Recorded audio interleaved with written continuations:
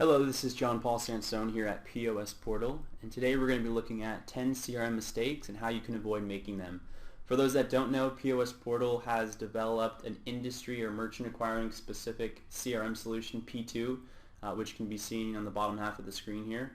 And today we're going to be looking at 10 mistakes that we found in working with customers, and really this content itself is coming from a CIO.com article from November last year. So let's get right into it.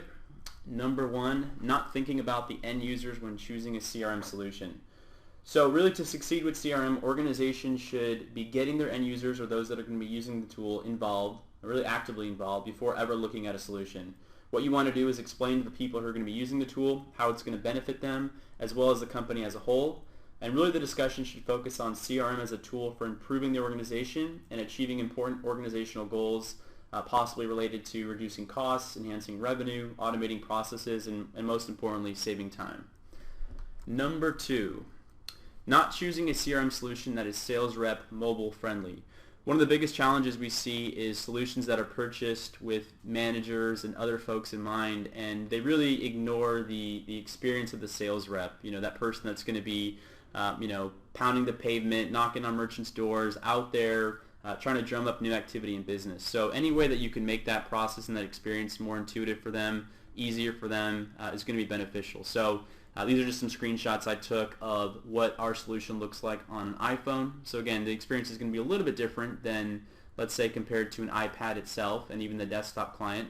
But there's definitely a lot of value there. And there's also tools out there. This is a solution called Logger, which really assists your sales team in accessing not only records and information in your CRM, but logging that activity. So they could check into, let's say, a particular merchant, and that activity will get logged automatically inside of the CRM. Number three, choosing a CRM solution that cannot scale. Many businesses today choose solutions in the moment, and that is basically they're looking at the current state of the business and they make a decision off that. So while that might be adequate for the first few years, what happens when you guys grow, when the business expands, let's say when there's more customers, more orders, more folks on your team. Number four, a lack of social media integration or ignoring social media as a CRM tool. There's a lot of ways just through the platform, the Salesforce.com platform we work with, where you can pull in social media information, whether it's, let's say, a merchant's Twitter profile, what the conversation is on Facebook. You can even pull videos directly from YouTube that might relate back to that merchant. And on a contact record, you can even connect to their LinkedIn. So that's obviously valuable to monitor that, see what the different trends and conversations are out there. Number five, not integrating your CRM system with other key systems. So while this is important, really to optimize the CRM system itself, you want to be integrating with other systems. That might include what you're doing on the accounting side, your email tool, a dialer, let's say a phone dialer, if you will, if you have that set up, as well as other merchant acquiring specific solutions that you guys have today. Number six, a lack of defined business processes. So businesses that view CRM as a glorified address book are definitely missing the mark on this one. There's really a bigger opportunity at hand. So you can store basic contact details, but really where the value is going to come in is how you're able to group this customer information together. So that could include things like, contact details. It could include things like the opportunities or the deals, maybe the unique products or services you've actually sold to a merchant, as well as things like tickets. So from a customer service standpoint, really being able to tie all this information together and how that all relates, and that's where a lot of the value comes from. Number seven, an inconsistent nomenclature, no guide for how to refer to accounts. You want to make that process as simple as possible. An account is an account. You don't want to have, let's say as an example, G.E or G.E, and then as well as GE and General Electric.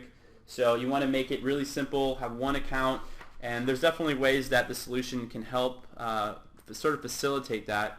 One is that we can check for duplicates. So when your team is entering a new record, you can just select that check for duplicates button. It'll look at what's in the system and make sure that remains consistent.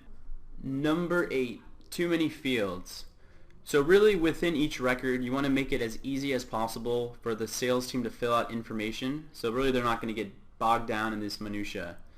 So really you want to require really just the most important details about each contact or opportunity, And then you can have the salesperson, whoever it is on your end, filling out more detailed information as it becomes available. In this case, only the items here in red are required. Everything else is more or less optional.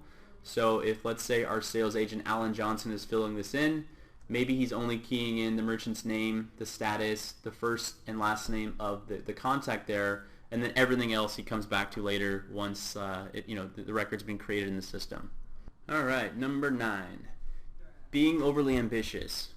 Oftentimes, many companies and ISO agent offices are so excited about their new solution, new system, that they set these very ambitious goals and they look to deploy features that only confuse or intimidate users or folks on their team who, to begin with, are unfamiliar with maybe not even just the system, but technology in general.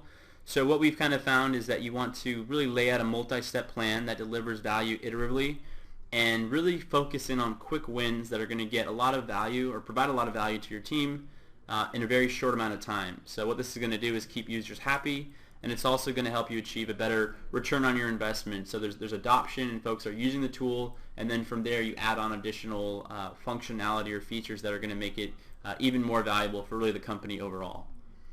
And lastly, number 10, not establishing metrics to measure success. So what we found is really, implementing a tool like P2 or CRM in general without a goal, a solid goal at that, is really not the smartest idea. There should always be some sort of metric or goal that you're really going by for really each of the proposed business areas, whether that's your sales team, operations, marketing, really all those that are going to be impacted by the system. And really these metrics should be measured on a regular basis. So here's just an example of some sales specific metrics, let's say. And we can see things like completed activities by rep, deals closed, merchant attrition, sales agent and referral partner performance, and then revenue by product that we're tracking through that deal piece. So again, these are 10 mistakes that we see with CRM implementations out there, and really how you can not only go around them, but alleviate some of the challenges there. So again, this is John Paul at POS Portal. Thank you for your time, and please let me know if you have any questions.